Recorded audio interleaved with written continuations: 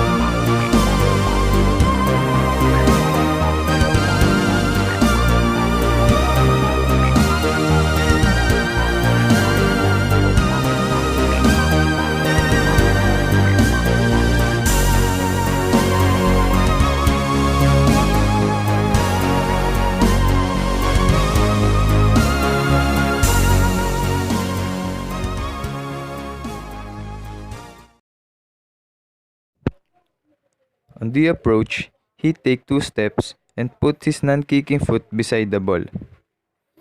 As we can see his backswing, his kicking foot is almost at the same level of his hip. While Jen is approaching, he takes 3 steps and put also his non-kicking foot beside the ball. We can see his kicking foot is lower than what the model did.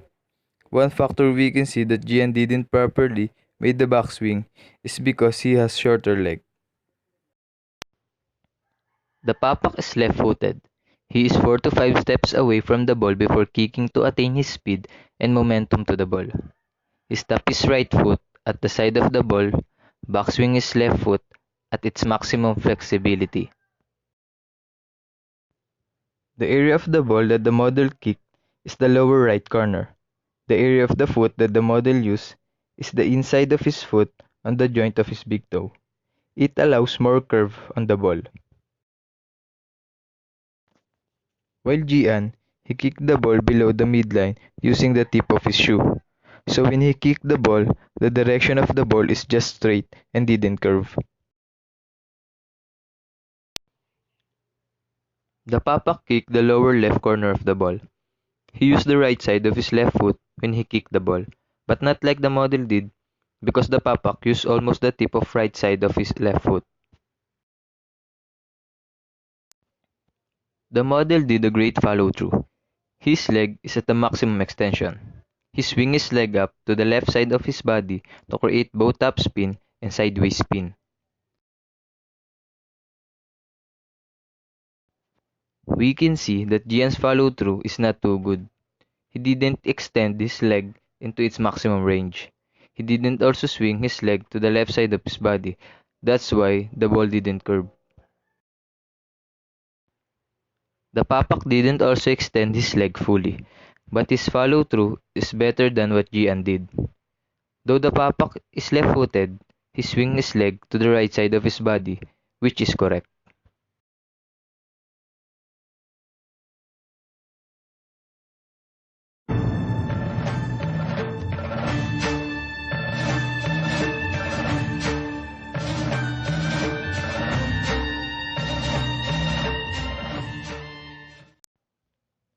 What Gian's need to improve first is his position. Since he is right-footed, he must place not too behind the ball, but a little beside the ball, and make sure to fully flex his kicking foot to have a good momentum when he kick the ball. Gian must use the inside of his foot on the joint of his big toe, not the tip of his shoe, and aim to kick the lower right corner of the ball, and not below the midline of the ball. If Gian will use this recommended move, it will help him to curve the ball and to take far from the goalkeeper, and possibly he can get the goal. If Gian follow all the ideal technique, here's what he need to do in terms of follow-through. After kicking the ball, he must swing his kicking foot in the left side of his body and full extend it to make the ball curve.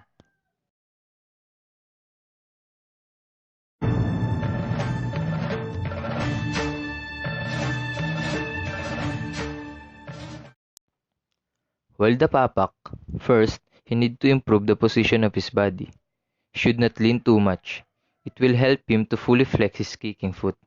He has a long leg, so when he can fully flex his leg, the momentum he can give when he kick the ball will be better. Since the Papak is left-footed, he kicked the ball in the lower left corner, which is good. The thing he need to improve slightly is his foot contact to the ball.